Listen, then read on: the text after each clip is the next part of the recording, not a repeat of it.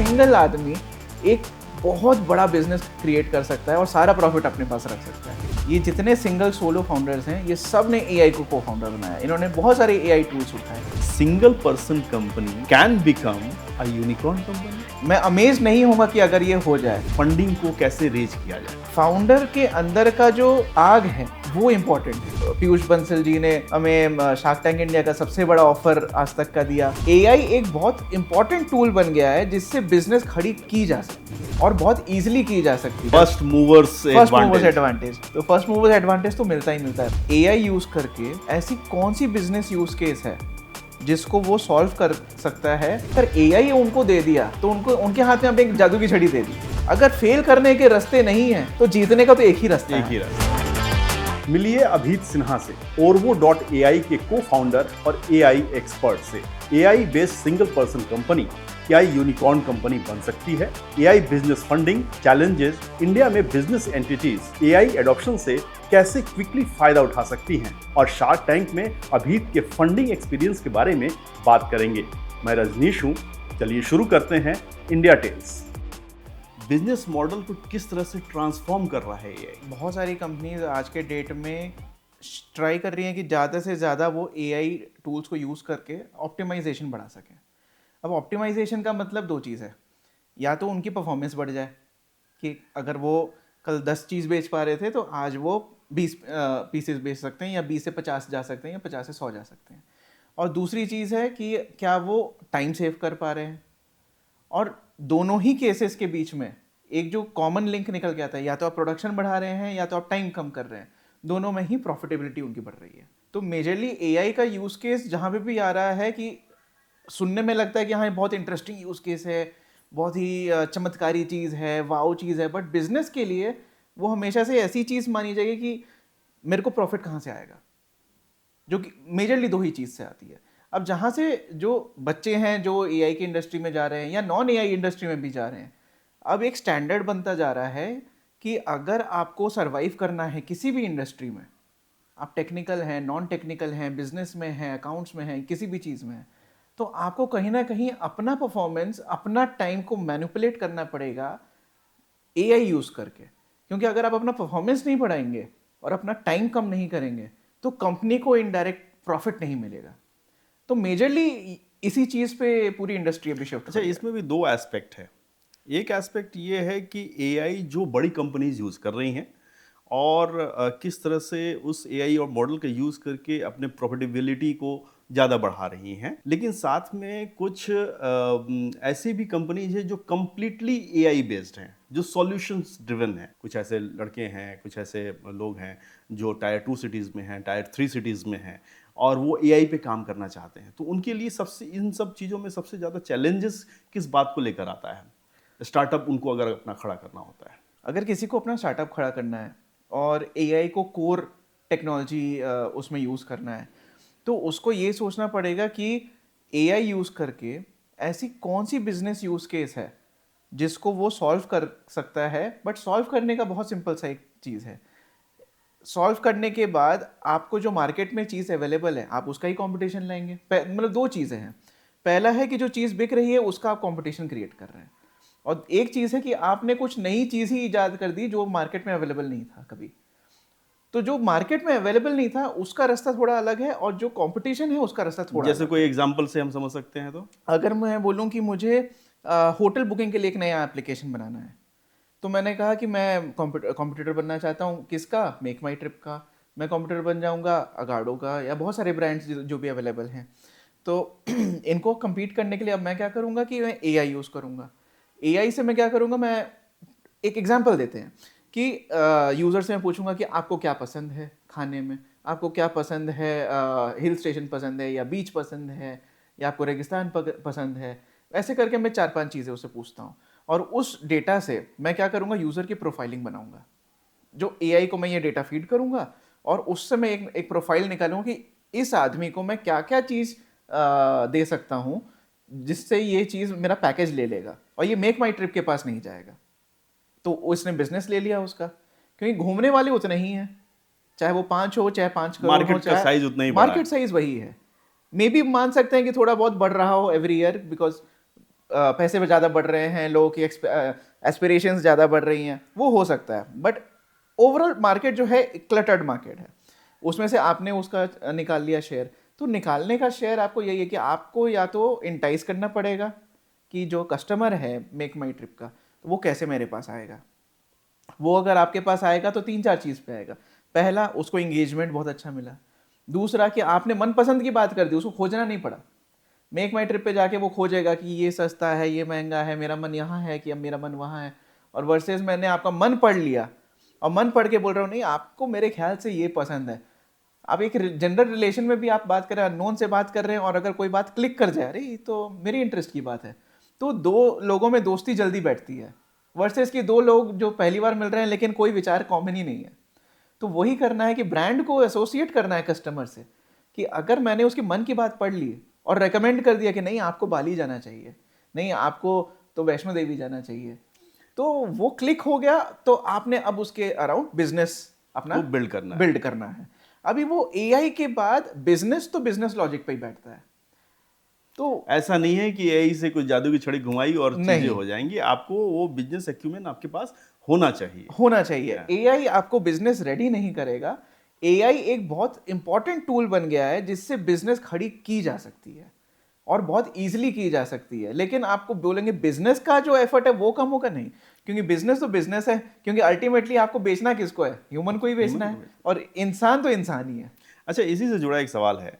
जो बहुत सारे सेक्टर्स हैं, जैसे हेल्थ केयर है, ब्यूटी है, जिसमें आप लोग खुद हैं, इसके अलावा एजुकेशन है, कौन से ऐसे फील्ड हैं जिसमें एआई का सबसे प्रॉमिसिंग फ्यूचर है कि अगर कोई ग्रेजुएट या कोई इंजीनियर या कोई दूसरा एआई से अपने बिजनेस मॉडल को खड़ा करता है, तो उन सेक्टर्स पे वो ध्यान दे, जिससे वो काफ़ी प्रॉमिसिंग चीज़ें आगे ला सकता है और अपने प्रॉफिटेबिलिटी को भी बढ़ा सकता है, एक गेम चेंजर भी हो सकता है। ऐसे कौन से सेक्टर्स हो सकते हैं? आज के डेट में मैं बोलूँगा कि दुनिया में पूरा प्लेटफॉर्म ओपन पड़ा है।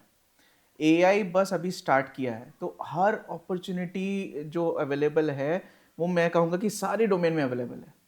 बट आपको ये सोचना है कि अगर सारे डोमेन में अवेलेबल है तो अब आपको बिजनेस के हिसाब से सोचना है। जैसे हम ब्यूटी में क्यों आए? क्योंकि ब्यूटी में मार्जिन बहुत बड़ा होता है, प्रोडक्ट बहुत सस्ता बनता है मैन्युफैक्चरिंग में, बट सेल प्राइस बहुत ज़्यादा होता है। तो उसके में बहुत बड़ा एक मार्जिन है पूरे मार्केट में। तो वो मार्जिन में से हम हिस्सा ले सकते हैं। अगर मैं बोलूं कि आप फ्लाइट बुकिंग पे जाएंगे, फ्लाइट बुकिंग में मार्जिन बहुत कम है और उस हिसाब से कॉम्पिटिटर भी ज़्यादा है। तो क्या हम उसमें से कितना मार्केट ले पाएंगे? तो हमको फिर बिजनेस एस्पेक्ट से ये सोचना पड़ेगा कि लेकिन एआई का यूज केस बोलूं तो आज के डेट में एआई का यूज केस आप किसी में भी डालेंगे तो बिजनेस तो खड़ा कर सकते तो हैं। कहने का और एक मतलब ये है प्रॉफिटेबल, कि बेसिकली बिजनेस आपको कोई भी करना है जिसमें आपका इंटरेस्ट हो, पहली चीज़। दूसरी चीज़ कि प्रॉफिटेबिलिटी किसमें ज़्यादा है वो भी आप देखिए। सिर्फ मन है इसमें करने का, उससे नहीं जाकर बिजनेस को बिजनेस के लिहाज से देखते हुए फिर उसके बाद देखिए कि इसमें एआई का क्या यूजेज हो सकता है जो आपकी बिजनेस को आगे बढ़ा सकता है। बिल्कुल करेक्ट। जैसे अगर आप आज के डेट में देखेंगे तो जितनी भी इंटीरियर डिजाइनिंग के इंडस्ट्री थी या फिर सिविल डिजाइनिंग की इंडस्ट्री थी, वो हार्ड कोडेड इंजीनियर्स पे डिपेंडेंट थी कि ऐसा डिज़ाइन होगा, इतनी नपाई होगी, इतनी मेहनत लगेगी, इतना लेबर लगेगा। अब आप कंस्ट्रक्शन तो ह्यूमन से ही कराएंगे, उसमें एआई नहीं आएगा, पर जो डिज़ाइनिंग पार्ट था वहाँ पे एआई का बहुत बड़ा योगदान हो सकता है। मे बी जो यूज़र को चाहिए, जो कस्टमर को चाहिए, वो शायद आर्किटेक्ट के डिज़ाइन से और थोड़ा सा बेटर निकाल पाए। मे बी आर्किटेक्ट ने उसको बेसिक लेआउट दिया और उसने उसको एम्पलीफाई करके कुछ और बना दिया। जैसे हमने भी ब्यूटी इंडस्ट्री में एक काम किया कि हमने ब्यूटी में बहुत सारे ट्राई-ऑन्स निकाले। हमने बोला कस्टमर को क्या चाहिए ब्यूटी नीड के हिसाब से, हमने वो हेल्प करना स्टार्ट किया। जिसके वजह से हमने क्या किया, हमने जितने भी ब्यूटिशियन हैं इस दुनिया में सबको एम्पावर कर दिया कि आप किसी को भी अगर कस्टमर को ट्रीट कर रहे हैं तो आप उसके नीड से बेटर ट्रीट कर सकते हैं, ना कि जस्ट आपकी जो नॉलेज है। क्योंकि अब जो पूरी क्राउड है ब्यूटी के अराउंड, ऐसा नहीं है कि हर कोई बहुत पढ़ा लिखा है या बहुत बड़े फैशन इंस्टीट्यूट से निकला हुआ, ब्यूटी इंस्टीट्यूट से बाहर निकला हुआ है। तो आप उनको जैसे आप एम्पलीफाई करेंगे उनके नॉलेज में, तो उसमें वो एक डिफरेंट सर्कल है। बट अगर एआई उनको दे दिया तो उनको उनके हाथ में आपने एक जादू की छड़ी दे दी, तो आपको ऐसे यूज केसेस देखने पड़ेंगे जो एम्पलीफाई करेंगे।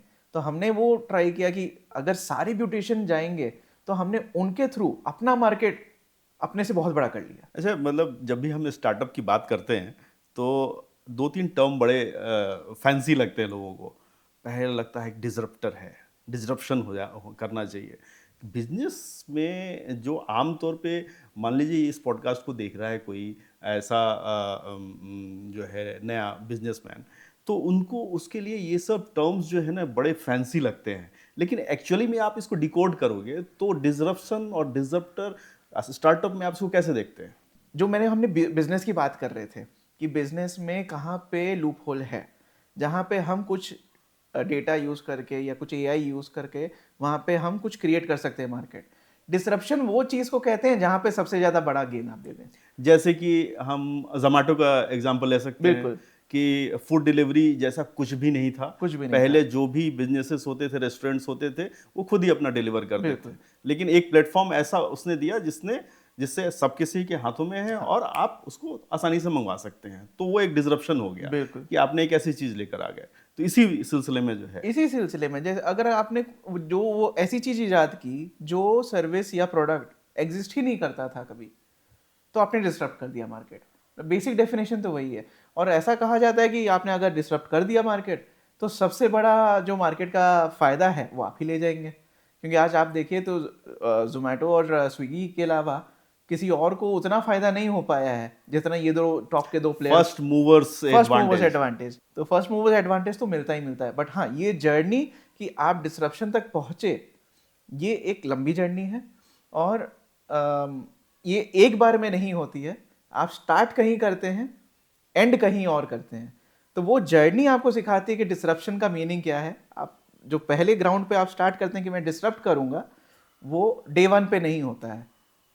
मतलब कभी भी सक्सेस या बिजनेस का जो प्रोसेस है, जो ग्रोथ है, वो हमेशा जो है ट्रायल और एरर्स पे होता है। वो सारा आप गलतियां करते हैं, सीखते हैं, आगे बढ़ते हैं, चेक एंड बैलेंसेस पे ही सारी चीज़ें आगे बढ़ती हैं। वही ग्रोथ आगे एक पॉइंट पे आता है, एक मोमेंट पे आता है जिस पे आप हासिल करते हैं। ये एकदम सबसे सत्य चीज आपने नथिंग बोली इज है। क्विक। Nothing is quick. आपने स्टार्ट किया अपने नॉलेज के हिसाब से। आपने बोला मैं सारे स्कूल को ऑटोमेट कर दूंगा और सारे बच्चे जो बहुत खुश हो जाएंगे, सारे पेरेंट्स भी खुश हो जाएंगे। बट आप जब मार्केट में जाएंगे तो आपको पता चलेगा कि बच्चे की प्रॉब्लम तो थी नहीं, मुझे ऑटोमेशन चाहिए। पेरेंट्स बोले हम तो कर लेते हैं, हम क्यों 1000 रुपये एक्स्ट्रा पे करें। टीचर्स बोल रही है मेरी तो दिक्कत ही नहीं है, क्योंकि पेरेंट्स अगर वो जाने और बच्चे जाने, हमें तो फीस आ रही है। तो बहुत बार यूज़ केसेस आप सोचते हैं जो बहुत अच्छे होते हैं, मैं नहीं कहूँगा यूज़ केस खराब है, बट मार्केट अगर उसको अडेप्ट नहीं कर सकता, उसको एक्सेप्ट नहीं कर सकता, तो आपका बिजनेस नहीं चलेगा। और अगर उसने एक्सेप्ट कर लिया और आप उसमें ग्रो कर गए तो आपने डिसरप्ट कर दिया। तो जो आपने बोला वो स्टेप बाय स्टेप प्रोसेस ही है। वो डे वन पे अगर आप इस आइडिया से चलेंगे, डे 10 पे ये आइडिया चेंज हो जाएगा। और ये भी हो सकता है कि 4-5 महीने, 1 साल बाद आप स्कूल बिजनेस करने वाले थे, 1 साल के बाद आप हो सकता है होटल चला रहे हो, कुछ और बिजनेस करने लगे। एआई के दौर में आने के बाद एक और कॉन्सेप्ट ने जो है जोर पकड़ा है, सिंगल पर्सन कंपनी।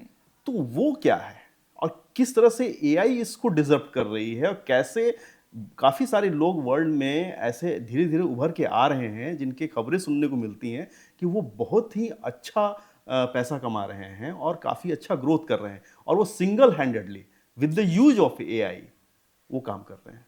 ये आज के डेट में बहुत ज़्यादा बढ़ रहा है और ये एकदम रियलिटी है। और ग्रोथ का एक बहुत सिंपल फिलॉसफी भी है कि आपकी एक्सपेंस कम होगी तो आपको प्रॉफिट ज़्यादा होगा। अगर आप 100 रुपये कमा रहे हैं लेकिन खर्चे 20 रुपये हैं तो 80 रुपये प्रॉफिट है। पर 100 ही रुपया कमा रहे हैं और आपने 10 स्टाफ रख लिया, ऑफिस हायर कर लिया, सब कुछ कर लिया, और 120 रुपये खर्चा हो रहा है तो 20 रुपये पॉकेट से जा रहे हैं। तो ये जो नया जनरेशन है, एआई को मैं कहूँगा कि एक को फाउंडर बना दिया है। ये जितने सिंगल सोलो फाउंडर्स हैं ये सब ने एआई को को फाउंडर बनाया। इन्होंने बहुत सारे एआई टूल्स उठाए। अब एक कंपनी चलाने के लिए आपको क्या चाहिए? एक आइडिया जो फाउंडर सोचता है, उसका विजन जो फाउंडर सोचता है। लेकिन उस विजन और उस आइडिया के अराउंड आपको क्या क्या चाहिए? आपको चाहिए कि एक प्रोडक्ट हो।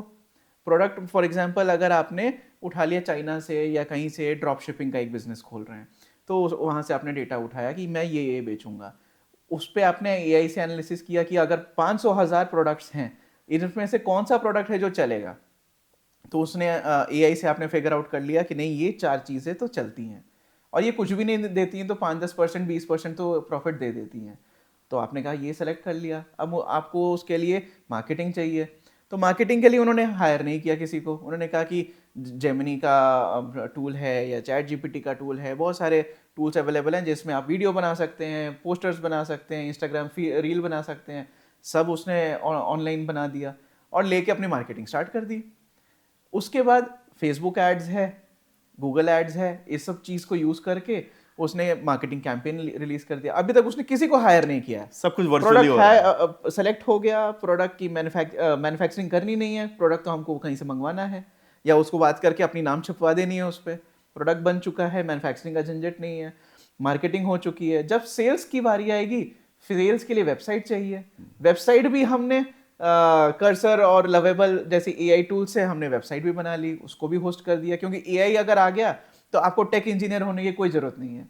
एक नॉर्मल इंसान भी लवेबल को यूज़ करके अपना एक वेबसाइट पूरा रिलीज़ कर सकता है। वेबसाइट भी बन गई। उसके बाद आपने प्रोडक्ट उस पर लिस्ट भी कर दिया, वो भी एआई से हो जाता है क्योंकि आपके पास सारे टूल्स हैं। जब वो बिकेगा तो वो अपने आप सेलर के पास इंफॉर्मेशन चला जाएगा कि मेरा प्रोडक्ट को इस एड्रेस पे शिप कर दो, तो लॉजिस्टिक्स भी हट गया उसके यहाँ से। अब एक सिंगल फाउंडर पूरी कंपनी चला रहा है, एक एक चीज हो रही है, सब ऑटोमेटेड वे में चल रही है। इसको सिर्फ एक डायरेक्टर्स रोल निभाना है और उसको बोलना है अच्छा प्रोडक्ट आ गया, चलो ये सेलेक्ट, हाँ ये बेचेंगे, ये वेबसाइट लाल होनी चाहिए, पीली होनी चाहिए, चलो आप पिंक कर देते हैं, आजकल पिंक का माहौल चल रहा है, पिंक हो गई। लॉजिस्टिक्स, हाँ हाँ ठीक है, सब कुछ चला गया। उसके बाद उसने जो टैक्स फाइलिंग करना है वो भी एआई से ही टूल से कर लिया। तो ये सारा चीज अब सब ऑटोमेट हो गया। तो एक सिंगल आदमी एक बहुत बड़ा बिजनेस क्रिएट कर सकता है और सारा प्रॉफिट अपने पास रख सकता है। इसमें बहुत इंटरेस्टिंग चीज़ है कि अगर सिंगल आदमी एआई की हेल्प से पूरी कंपनी चला रहा है, जो कई जगह हो भी रहा है, तो इसमें तो कोई ज्योग्राफी मायने नहीं रखती है कि आप दिल्ली में बैठे हैं, सैन फ्रांसिस्को में बैठे हैं, या फिर जो है बिहार में बैठे हैं, या राजस्थान में बैठे हैं, या मलेशिया में बैठे हैं। तो ये भी एक तरीके से डिसरप्शन है कि कोई भी आदमी कहीं भी है, इफ़ ही इज़ अवेयर और ही इज़ इनेबल, मतलब एआई यूज़ करना जानता है और उसका बिजनेस एक्यूमेन है, तो वो अच्छा कर सकता है। मैं ये बहुत सारे प्लेटफॉर्म पे ये बोला हूँ कि एआई ने जो इक्वालिटी लाई है वर्ल्ड वाइड, वो आज से पहले कभी नहीं हुई। हर कोई बराबर है, अब ऐसा कोई नीचा और ऊंचा का फायदा और घाटा नहीं है। जिसको एआई का एक्सेस है वो बराबर है। अब बस ये है कि जिसके पास दिमाग है बिजनेस चलाने का, वो बिजनेस चला पाएगा, क्योंकि वहां पे विजन ऑफ फाउंडर जो है वो विजन ऑफ फाउंडर ही है। तो बेसिकली आपको बिजनेस करना जरूर सीखना है, एआई को एज ए टूल सीखना है, तभी जाके आप उन दोनों के अमेलगमेशन से जो है अच्छी चीज़ें और अपने लिए कुछ कर सकते हैं। इसी से जुड़ा एक सवाल है कि जैसे चीज़ें चेंज हो रही हैं बिजनेस के, और बड़े बिजनेस में भी, छोटे बिजनेस में भी, सिंगल पर्सन बिजनेस में भी चेंज हो रहा है, तो क्या लगता है कि आने वाले समय में single person company can become a unicorn company? ये बहुत बड़ा क्वेश्चन है। यूनिकॉर्न से बता देते हैं कि यूनिकॉर्न बेसिकली वैसी कंपनी को कहते हैं जिसका वैल्यूएशन $1 बिलियन कम से कम माना जाता है। तो ये जो क्वेश्चन है कि एक सिंगल पर्सन कंपनी एक यूनिकॉर्न बन जाए, अभी तक तो डेफिनेटली अभी तक रियलिटी में नहीं हुआ है, बट मैं अमेज नहीं होऊंगा कि अगर ये हो जाए। बट मैं इसमें एक चीज़ ये कहना चाहूँगा कि एक सिंगल हैंडेड आदमी आज के डेट में लगभग 10 से 20 लोगों का काम कर सकता है। और अगर जो बिजनेस आइडिया एक फाउंडर क्रिएट कर रहा है, अगर 10 से 20 में अगर यूनिकॉर्न बन सकती है तो वो अकेला कर सकता है। बट अगर उसमें मान के चलिए कि अगर 1000 लोग की ज़रूरत है, तो आपको 1000 डिवाइड बाई 20 किया आपने, तो लगभग आपको उतने लोग चाहिए एक आपको यूनिकॉर्न बनाने के लिए, आज के डेट के मैट्रिक के हिसाब से। क्योंकि आज के मैट्रिक में 10 से 20 का आदमी तो आराम ये से भी कर कहा जा है सकता है कि जो ये कॉन्सेप्ट है unicorn, single person unicorn company का, ये बहुत सारे सेक्टर्स में तो नहीं, लेकिन कुछ चीज़ों में लागू हो सकता है, और ये अमेजमेंट नहीं होगा कि आने वाले समय में किसी को ऐसा होते हुए देखा जा सके। बिल्कुल। जैसे मैंने ड्रॉप शिपिंग की आपको बात की, अगर किसी का ड्रॉप शिपिंग बहुत ऐप चलने लगता है, वो अकेला चला सकता है क्योंकि उसमें बहुत बड़ी टीम की जरूरत नहीं है। बट जैसे जोमेटो है जहाँ पे डिलीवरी तो इंसान ही करेगा, तो वहाँ पे आपको ह्यूमन इन द लूप चाहिए चाहिए। अभी वो दिन दूर है कि जहाँ पे ड्रोन्स जाके सामान उठा के रख देंगे, वो भी शायद जल्द हो जाए, नेक्स्ट 5 साल में हम लोग ये देखने लगे। बट आज के हिसाब से जहाँ पे ह्यूमन इन द लूप है वो तो रहेगा ही रहेगा। बट हाँ, एटलीस्ट हम कुछ डोमेन्स में हम ये देख पाएंगे शायद कि यूनिकॉर्न बन रहे हैं 1 या 2 लोगों से। बड़े इंस्टीट्यूट से नहीं, छोटे इंस्टीट्यूट से भी बहुत सारे इंजीनियर्स और ये लोग ये बच्चे निकलते हैं और कुछ ना कुछ करने की सोचते हैं, कुछ नौकरी करते हैं, कुछ अपना बिजनेस भी करते हैं। जितने भी स्टार्टअप्स होते हैं एक लेवल के बाद उनमें एक सबसे बड़ा इशू आता है, वो है फंडिंग का। बहुत सारे जो स्टार्टअप एंटरप्रेन्योर्स हैं उनको इस बात का बहुत ज़्यादा नहीं नॉलेज होता है कि फंडिंग को कैसे रेज किया जाए। क्या दिक्कतें आती हैं फंडिंग को रेज करने के लिए एक बिजनेस स्टार्टअप के लिए, अगर खासतौर पे वो एआई में है? क्योंकि लोगों को कन्विंस करना, जिनके पास पैसे हैं, फाइनेंसर्स के पास जो पैसा लगा रहे हैं, तो क्या बेसिकली चेंजेस आते हैं और इसको ओवरकम कैसे किया जा सकता है? ऐसे पर्सन जिनके पास जितना एक्सपोजर नहीं है लेकिन फिर भी वो एआई में कुछ ना कुछ शुरू कर रहे हैं या करने की इच्छा रखते हैं। बिजनेस की एनालॉजी कभी चेंज नहीं होती। इन्वेस्टर को सिर्फ ये दिखता है कि अगर उसने एक्स अमाउंट डाला है तो वो एक्स अमाउंट कब उसको 10x बन के मिलेगा या 100x बन के मिलेगा, जो भी उसकी एस्पिरेशन है उस डील से। तो वहाँ पे वो फाउंडर को एक ही चीज़ पूछते हैं कि आपका प्लान क्या है और आपका ज़रिया क्या है कि आप मेरे को 10x पहुँचा पाएंगे। ये बहुत सिंपल सा राउट है। एक इन्वेस्टर को पता होता है ग्राउंड जीरो लेवल पे फाउंडर जो आइडिया बोल रहा है वो एग्जीक्यूट नहीं होने वाला है, क्योंकि एक इन्वेस्टर तभी इन्वेस्टर बना क्योंकि उसने वो रास्ता देख रखा है। तो वो जो रास्ता देख रखा है वो आपने हम बहुत बार शोज पे भी ये सुना होगा कि I am investing in the founder not the idea. ये एक बड़ा फेमस सा लाइन हो गया है, तो क्योंकि ये सच्चाई है। फाउंडर के अंदर का जो आग है वो इम्पोर्टेंट है, जो पैशन है कि मुझे कुछ डिसरप्ट करना है वो इम्पोर्टेंट है, और जो थॉट प्रोसेस है, अगर मैं थॉट प्रोसेस सही रख रहा हूँ, मेरी पैशन आग वैलिड है कि मैं कुछ करूँगा, तो आइडिया चेंज हो जाएगा लेकिन मैं कुछ बना दूंगा। बट अगर इन दोनों में से एक भी चीज़ फॉल्स हो गई, आइडिया बहुत अच्छा था लेकिन मेरे में 5 साल देने की हिम्मत नहीं थी, 2 साल देने की हिम्मत नहीं थी, एक छोटा सा फेलियर सहने की हिम्मत नहीं थी, तो मेरा पैशन नहीं था, या पैशन तो बहुत था लेकिन आइडिया में ही दम नहीं था, मैं अपने ईगो में हूँ, नहीं मेरा ये आइडिया बेस्ट है। क्योंकि हर फाउंडर को ये लगता है कि उसका आइडिया बेस्ट है, लेकिन अगर सबका आइडिया बेस्ट होता तो सब सक्सेसफुल हो जाते। जो एक अलग टॉपिक है, मे बी वो बाद में कभी डिस्कस करेंगे कि सक्सेसफुल होने का मतलब भी बहुत कुछ है। लेकिन बैक टू द टॉपिक कि अगर एक फाउंडर को इन्वेस्टमेंट उठाना है तो उसको बहुत जेन्युइन होना पड़ेगा कि उसकी पैशन और उसका आइडिया भी जेन्युइन होना आइडिया और पैशन वो एकदम कैंडिड वे में रखना है। क्योंकि आप कितना भी ब्लफ कीजिए, वो सामने वाला जो है वो 100 डेली देखता है और उसको परखने का आदत है कि कौन ब्लफ कर रहा है कौन ब्लफ नहीं कर रहा है। जो ब्लफ नहीं करेगा, सही पैशन रखेगा, सही इंटेंशन रखेगा, उसको वो पैसा देगा। क्योंकि अगर प्रॉफिट बन रहा है तो इन्वेस्टर के पास उससे अच्छा ऑप्शन नहीं है, वो बस ऐसे लोगों ढूंढे जो उनके पैसे मल्टीप्लाई कर सकें। फंडिंग के लिए उसके पास, किसी के पास जेन्युइन आइडिया है, पैशन भी है और वो इंसान भी जेन्युइन है।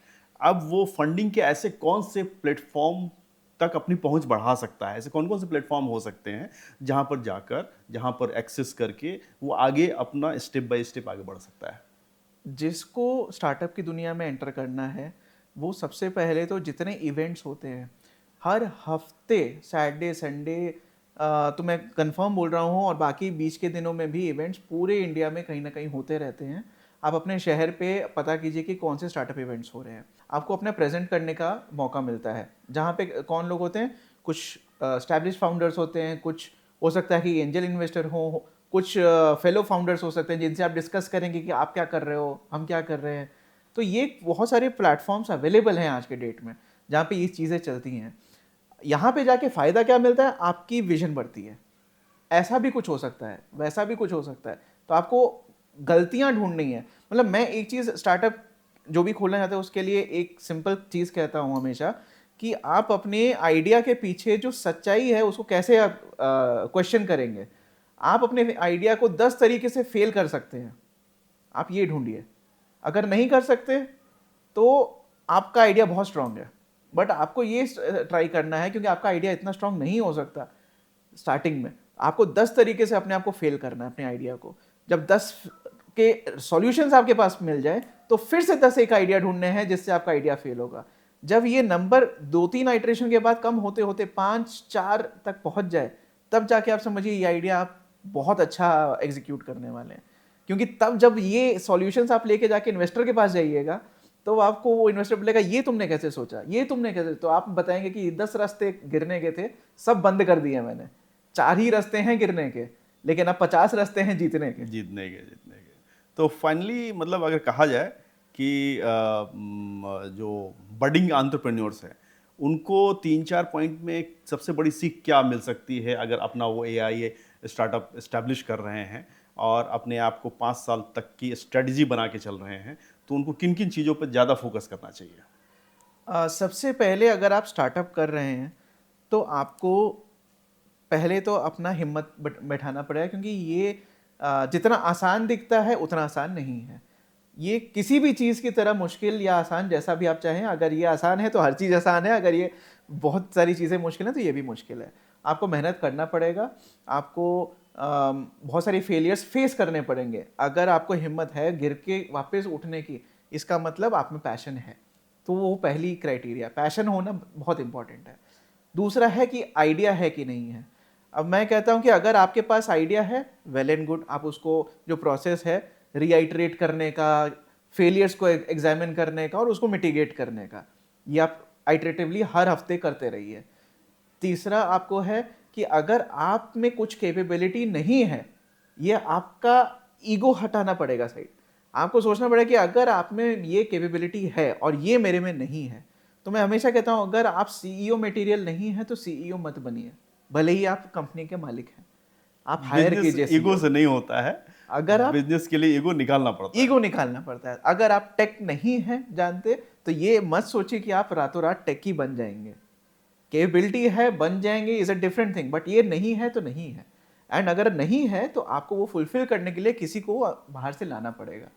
अब वो, जैसे हमने बात किया, आज के डेट में एआई भी को फाउंडर बन जाता है, या फिर आपको अगर उस बिजनेस के हिसाब से ह्यूमन इन द लूप चाहिए तो आपको फिर एक को फाउंडर ढूंढना पड़ेगा उस डोमेन का। और अगर आप एक सीनियर कंपनी बन जाते हैं, पैसे आ चुके हैं और आप हायर कर सकते हैं, तो आप प्लीज हायर कीजिए। सब कुछ खुद के हेड पे रखेंगे तो आप अपने विजन के लिए बहुत स्लो हो जाएंगे।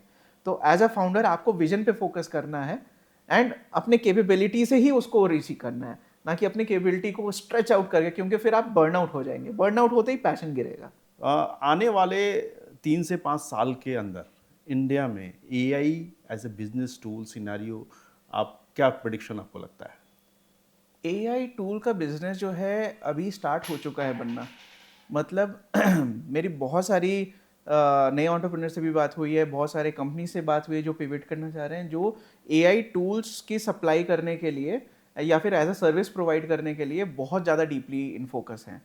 तो ये तो फॉर श्योर ये बूमिंग इंडस्ट्री है। अगर आप कोई एक टूल बना सकते हैं जिससे किसी को यूज़ करके फ़ायदा बना कर सके, आप उसको एक रैपर भी बना सकते हैं। जैसे आजकल एक रैपर एआई कंपनी बहुत फेमस वर्ड हो गया है एआई जोन में।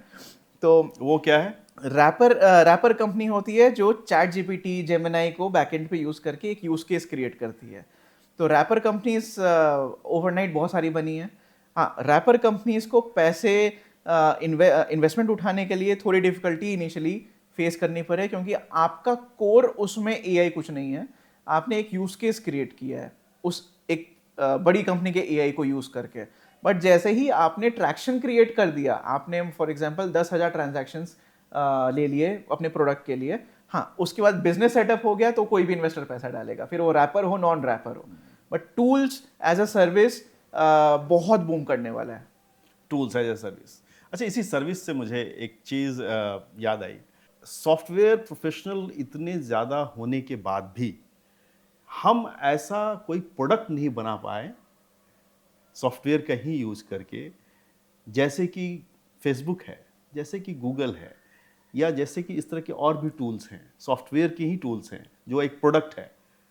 तो हम कहाँ लैग कर जाते हैं? इतना वर्ल्ड क्लास टैलेंट होने के बाद, वर्ल्ड क्लास सीईओज होने के बाद, भी हम वहाँ लैग करते हैं। ये क्यों हो रहा है?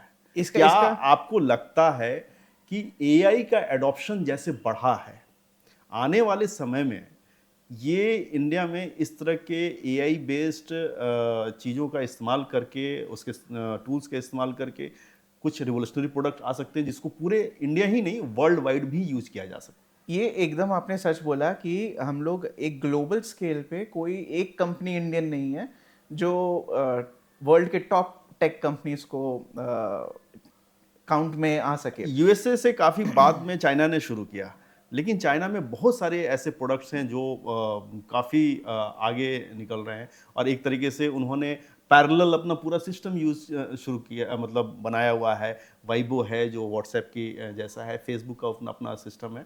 तो हमारे पास ऐसा कुछ भी नहीं है, जबकि हम सबसे ज़्यादा हैं सॉफ्टवेयर प्रोफेशनल की गिनती में। हमारे पास सॉफ्टवेयर प्रोफेशनल भी सबसे ज़्यादा हैं, इन सारी कंपनी को मैनेज करने वाले भी सबसे ज़्यादा इंडियन ही हैं, और हमारे पास सबसे ज़्यादा एआई यूज़ करने वाली क्राउड है। आज की आप स्टैटिस्टिक्स देखेंगे तो इंडिया में सबसे ज़्यादा एआई का यूज़ होता है। क्यों ऐसा, क्या रीज़न क्या नज़र आता है कि हम ऐसा प्रोडक्ट नहीं बना पाते हैं? क्या एआई इसको चेंज कर सकता है? एआई बहुत हद तक इसको चेंज करेगा करेगा। हमारे पास एक डिसएडवांटेज रहा है कि हम लोग डेवलपिंग कंट्री रहे हैं। हमारे पास बिग इन्वेस्टर का क्राउड नहीं रहा है जो हमको पैसा दे दे कि आप अपने विजन पे करो, हम आपके साथ हैं।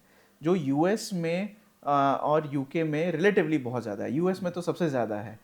चाइना की बात करें तो चाइना में भी कहीं ना कहीं ये इकोसिस्टम बिल्डिंग जो है उनका एक फिलॉसफी हो गया है कि हमको आत्मनिर्भर रहना है।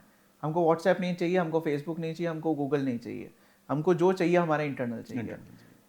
मैं कहता हूँ कि अगर हम ये फिलॉसफी ना भी रखें, बट हमको एक बहुत बड़ा इन्वेस्टर कम्युनिटी का सपोर्ट चाहिए जो यहाँ पे इन हाउस जिसके सपने हैं, विजन है, उस पे पैसे लगा सके। यूएस में पैसा सिर्फ इसलिए एक शॉर्ट टर्म गेन के लिए नहीं रखा जाता है। यूएस में पैसा लगा दिया जाता है कि शॉर्ट टर्म नहीं, मेरे को लॉन्ग टर्म में कुछ बड़ा करके दिखाएगा ये फाउंडर। इंडिया में वो चेंजेस आए हैं, इंडिया में इन्वेस्टिंग कल्चर बहुत हद तक आ चुका है, बट अभी वो शॉर्ट टर्म बेसिस वाला है कि मेरा 2 साल में कितना बढ़ेगा, 5 साल में कितना बढ़ेगा। अब वो धीरे धीरे जब हम लोग और इवॉल्व होते जा रहे हैं as a country, as a community of investors, तो वहाँ पे अब मुझे लगता है कि हमारे पास इन्वेस्टर्स ऐसे होंगे जो 100 करोड़, 1000 करोड़, 5000 करोड़, 10,000 करोड़ की इन्वेस्टमेंट्स करेंगे और कहीं ना कहीं इंडियन स्टार्टअप इकोसिस्टम को बहुत बूस्ट करेंगे। क्योंकि आइडियाज़ में बहुत दम है। मैं जब जाता हूँ, लोगों से बात करता हूँ, बच्चों से बात करता हूँ, 15-15 साल के बच्चों में इतना क्रेज़ और इतना टैलेंट होता है, इतने अच्छे आइडियाज़ होते हैं कि उनको बस चाहिए रिसोर्स, और उनको वो सही रिसोर्स सही टाइम पे दिया तो फ़ायदा है।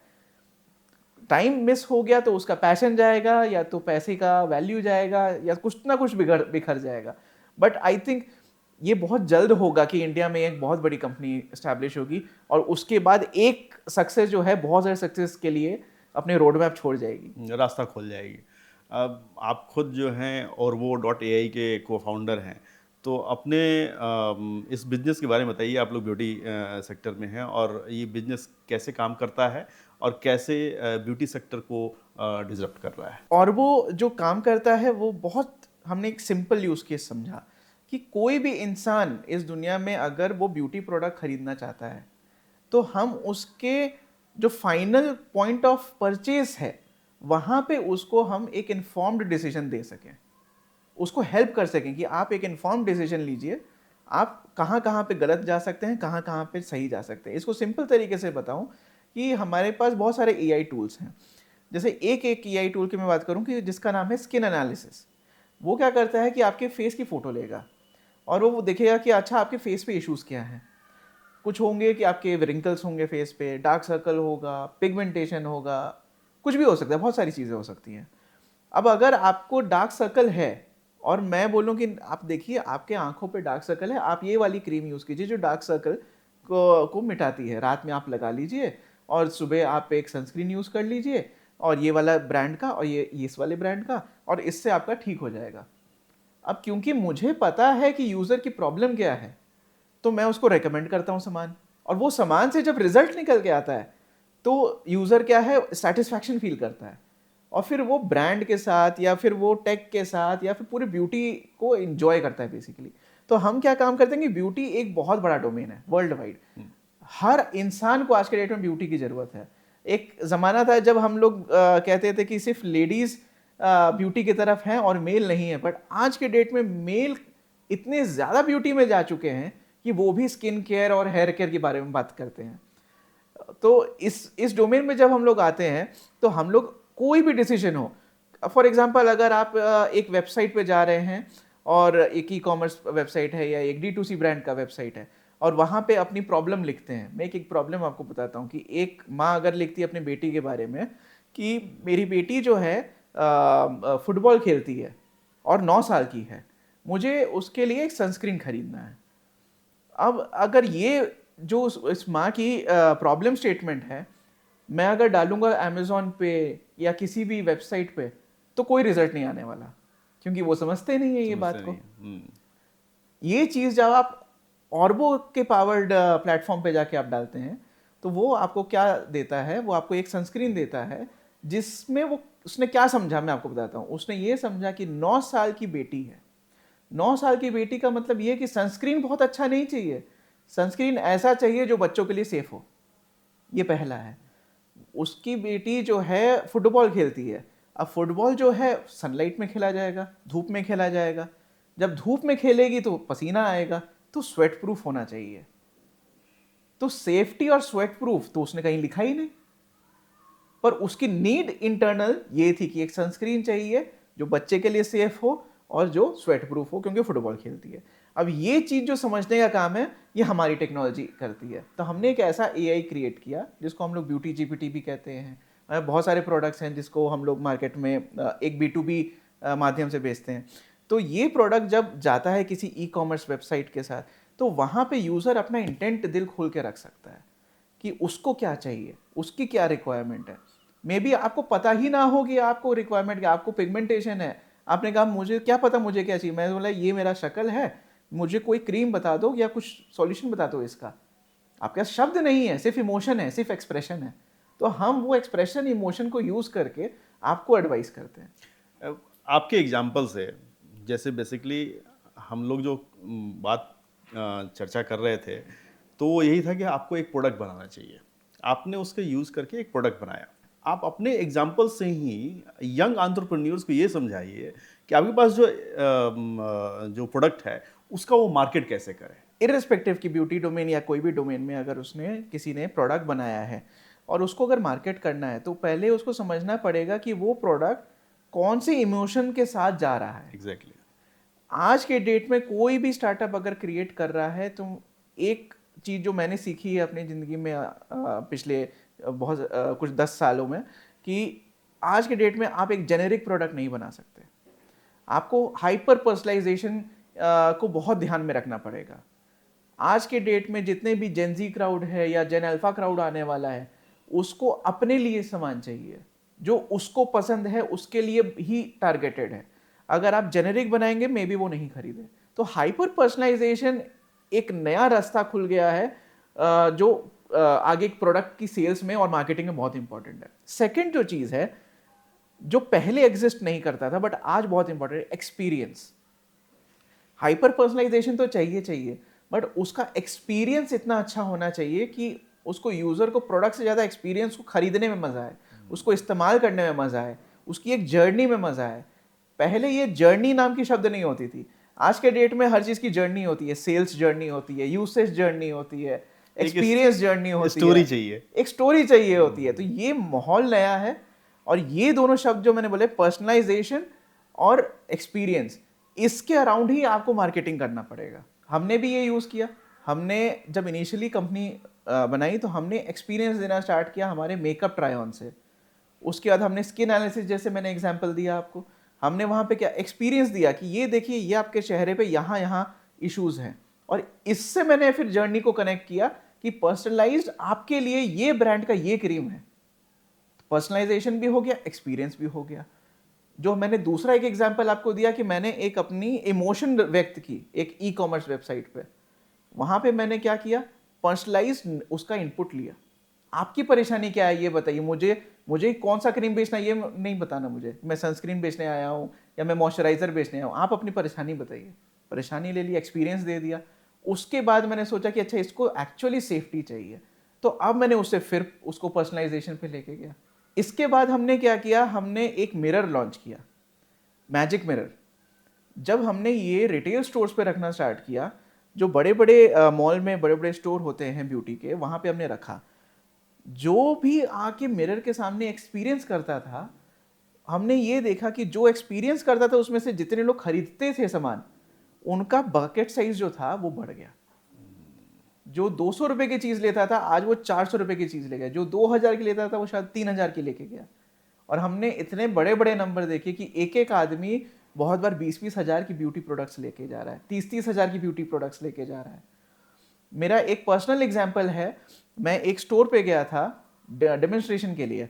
वहाँ पे एक हस्बैंड वाइफ कपल आया और वाइफ ने कहा मैं ट्राई करूँ, उसने ट्राई किया और हस्बैंड और मैं सुन रहा था उनकी लड़ाई। हस्बैंड कह रहा था ब्यूटी प्रोडक्ट केयर नाम की कोई चीज़ नहीं होती, कोई स्किन केयर नाम की कोई चीज़ नहीं होती, बकवास चीज़ है ये। वाइफ ने जब अपना स्किन एनालिसिस किया, उसको वही प्रोडक्ट्स आए जो वो यूज़ करती थी।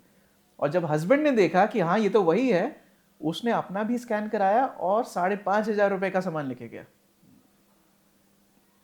स्केल अप हुआ। स्केल अप हुआ। हमने उसको एडुकेट किया कि आपको ये इशू है, इस इशू का सॉल्यूशन क्या है, ये सॉल्यूशन। और जब आपने उसके मन की सिस्टम को क्लैरिफाई किया कि ये इशू था, ये सॉल्यूशन था और इससे ये सॉल्व हो जाएगा, और उसको एक टेस्टिमनी भी मिल गई कि उसकी वाइफ का जो क्रीम था वो वहां पे अवेलेबल था, तो बस। अब ब्रांड के लिए क्या हुआ, ब्रांड के लिए सेलिंग हो गई, अब सेलिंग भी हो गई, क्योंकि वो शायद एक चीज लेने भी नहीं आया था, अब वो 2 से 3 चीज लेके गया, या मे बी 2 चीज लेने आया होगा कोई और, तो वो 4 चीज लेके जाएगा, क्योंकि 4 चीज से वो सॉल्व होगा, 2 से नहीं होगा। तो ब्रांड के लिए अप सेलिंग क्रॉस सेलिंग की अपॉर्चुनिटी बढ़ गई, उसका सेल्स बढ़ गया, और सेल्स बढ़ गया, और ये जब बढ़ गई तो एक मार्केट में एक वर्ड होता है कैग, जो बिजनेस में यूज होता है, जिसका एक सिंपल मतलब होता है कि एक कस्टमर को अक्वायर करने के लिए आपको कितने पैसे खर्च करने पड़ते हैं। तो उसका कस्टमर एक्विजिशन कॉस्ट बहुत कम हो गया, उसके लिए भी फायदा। तो ये एक तरीके से ये एक मार्केटिंग स्ट्रैटेजी आपको यही 2 चीज को दिमाग में रख के बनानी पड़ेगी। हर स्टार्टअप को फंडिंग की ज़रूरत होती है, और वो .ai भी काफ़ी सारे फंड्स जो हैं अभी तक कर पाई है, और आप लोग तो शार्क टैंक भी में भी पहुँचे, तो उसका एक्सपीरियंस बताइए कि वो उसका एक्सपीरियंस कैसा था, और साथ में आपके उस एक्सपीरियंस को जो यंग एंटरप्रेन्योर्स हैं जो फंडिंग के लिए अप्रोच कर रहे हैं और बहुत सारे वेन्यूज़ में जा रहे हैं, वो क्या आपके उससे सीख सकते हैं? शार्क टैंक पे जो हम लोग गए वो एक्सपीरियंस तो काफ़ी अच्छा था। मैं एक नॉन बॉलीवुड या टीवी इंडस्ट्री से बिलोंग करता हूँ, ना ही मेरा कोई फैमिली में ऐसा कोई है जो टीवी इंडस्ट्री में है, बट जब जाने का मौका मिला तो उस स्टेज पे जाके जो वाइब आई वो बहुत ही ओवरवेलमिंग थी, बहुत इमोशंस फील हो रही थी अचानक से जब हम स्टेज पे जाते हैं और चारों तरफ आपके लाइट्स कैमरा और डायरेक्टर बैठे हैं और सब कुछ हो रहा है। वहाँ पे जाने के बाद पर एक चीज़ रियलाइज़ होती है कि आप जो कर रहे हैं वो उसमें सच्चाई बहुत इंपॉर्टेंट है। अगर आप सच्चाई से काम कर रहे हैं तो आपको स्टेज मिलेगा और स्टेज के आगे का सक्सेस भी मिलेगा, बट सच्चाई नहीं है तो स्टेज मिलने के बाद भी कोई गारंटी नहीं है कि आगे क्या होगा। तो वहाँ पे तो हम लोग पहुँचे, बहुत अच्छा लगा, बहुत अच्छी डिस्कशन चली सारे शार्क्स के साथ। हमने अपना डेमोन्स्ट्रेशन जब दिया तो एक चीज़ हम लोग को बहुत खुशी महसूस हुई कि सब ने एक ही सुर में सबने बोला जो प्रोडक्ट बनाया है बहुत अच्छा है।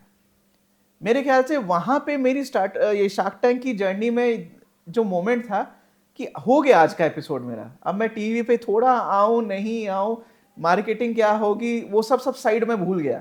जब सब ने बोला कि एक तसल्ली मिलती है एक स्टार्टअप फाउंडर को कि जो किया है दिल से वो सही कुछ हुआ है, और इस अगर सही हुआ है तो अगले रास्ते खुल जाएंगे कुछ ना कुछ। उसके बाद तो हमें ऑफ़र मिला, और ये तो अब सब जानते हैं कि पीयूष बंसल जी ने हमें शार्क टैंक इंडिया का सबसे बड़ा ऑफ़र आज तक का दिया। और पीयूष बंसल जी जो इतने बड़े टाइकून हैं स्टार्टअप इंडस्ट्री के, उनको हमारा टेक इतना पसंद था कि वो चाहते थे कि वो हमारे साथ ही काम करें या हम उनके साथ काम करें, जो भी सही लगे। लेकिन ये हमारे लिए बहुत प्रिविलेज की बात थी कि पीयूष बंसल जी हमारे कंपनी में मैक्सिमम हिस्सेदारी चाह रहे थे। तो एक चीज़ ये सेकंड मोमेंट था शार्क टैंक की स्टेज पे, जहां हमें फील हुआ कि अगर पीयूष बंसल हमें एक्वायर करना चाहते हैं, हमारे साथ काम करना चाहते हैं, तो कुछ तो सही कर रहे होंगे हम लोग। तो वो एक जो कॉन्फिडेंस था, फिर दिमाग में ये नहीं आता था कि इतने करोड़ की इन्वेस्टमेंट मिलेगी कि या उतने करोड़ की इन्वेस्टमेंट मिलेगी। बस एक सेटिस्फैक्शन जो फाउंडर को मिलती है कि इन्वेस्टमेंट के अलावा कि जो कर रहे हैं सही, अगर सही कर रहे हैं तो 10 लोग हैं पैसे देने के लिए। करेक्ट। बट अगर सही नहीं है तो शायद एक दो तो मिल जाएगा, तीसरे चौथे का कुछ नहीं पता। तो हम लोग, वो सबसे बड़ा अचीवमेंट जो मेरा है उस स्टेज पे, कि कहीं ना कहीं एक स्टैंपिंग की नहीं, जो कर रहे थे वो सही कर रहे थे, और जो बनाया वो अच्छा बनाया। ये भी नहीं कि बस इंटेंशन अच्छा था, जो नेट रिजल्ट निकला वो अच्छा था। और जो लोग भी इन्वेस्टमेंट के लिए जाने का सोच रहे हैं, मेरे ख्याल से आपके इंटेंट में सच्चाई बहुत इंपॉर्टेंट है। इंटेंट साफ रखिए, अपने आप को क्वेश्चन कीजिए, अपने आप को एक डेविल्स एडवोकेट के नज़र से देखिए, अपने फाउंडर को, को फाउंडर को, सबको, मतलब कि एक तरीके से लड़िए झगड़िए इन अ गुड सेंस कि हम अपने कंपनी को कैसे फेल करेंगे। वही वाला एग्जाम्पल, अगर फेल करने के रास्ते नहीं हैं तो जीतने का तो एक ही रास्ता है। एक ही रास्ता है, सही बात है। चलिए, आपसे बात करके बहुत अच्छा लगा, और हम इन डिटेल से बात करने के लिए बहुत बहुत धन्यवाद। और मैं उम्मीद करता हूँ कि जो भी यंग एंटरप्रेन्योर्स देख रहे हैं वो कोई ऐसा प्रोडक्ट ज़रूर बनाए एआई की हेल्प से, जो आने वाले समय में एक गेम चेंजर साबित हो।